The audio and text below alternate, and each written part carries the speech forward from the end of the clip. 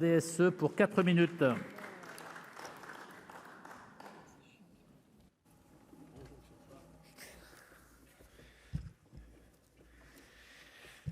Monsieur le Président, Madame la Ministre, Monsieur le Président de la Commission, Monsieur le rapporteur, mes chers collègues, l'ère numérique a profondément remanié le secteur audiovisuel en transformant le paysage de la communication avec ses avancées et ses dangers. Face à cette mutation toujours à l'œuvre, nous devons répondre aux grands défis qu'elle impose. La nécessité de protéger les droits de la création, réguler le secteur et garantir un accès du public aux œuvres le plus large possible. Si ce constat est simple, la réponse est plus compliquée. En témoigne la liste des acteurs entrant dans le champ de la régulation, une liste que nous avons dû élargir à l'article 8 du texte.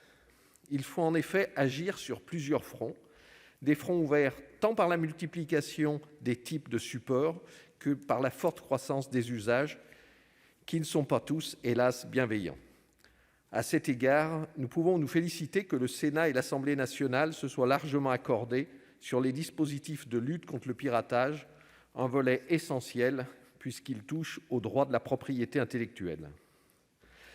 Si le projet de loi apparaît pour certains d'une envergure limitée, nous ne pouvons ignorer les avancées mises en œuvre en parallèle.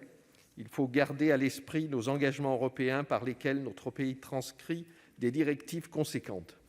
Je pense à la loi Ddadue, adoptée en fin d'année dernière pour transposer les 2 directives droit d'auteur et droit voisin.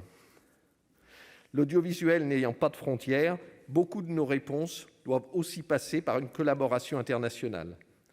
Dans cet esprit, le nouvel article 8 bis A, introduit par nos collègues députés, permettra à l'Arcom de contribuer à la position de la France en matière de protection des droits de propriété intellectuelle auprès des organisations internationales et communautaires.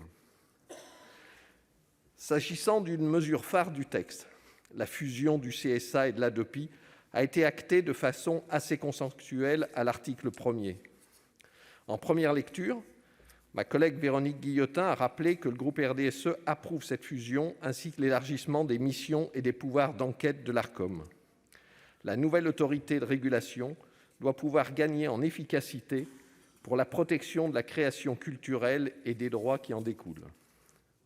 Nous avions également approuvé plusieurs articles additionnels qui étoffent le texte à l'issue des travaux du Sénat. Malheureusement, certains ont fait les frais de la navette, comme les dispositifs visant à un meilleur accès du public aux événements sportifs télévisés, et nous le regrettons.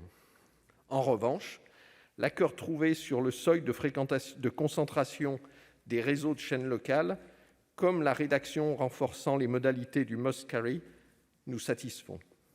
Mes chers collègues, il était urgent d'adapter la grande loi du 30 septembre 1986 aux nouveaux enjeux de régulation d'un paysage audiovisuel renouvelé et fortement traversé par le numérique.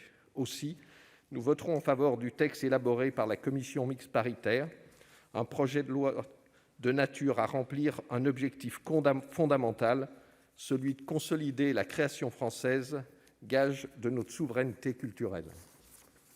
Merci, chers collègues. Dans la suite de la discussion, la parole est à Madame Céline Brulin pour le groupe CRCE pour 4 minutes.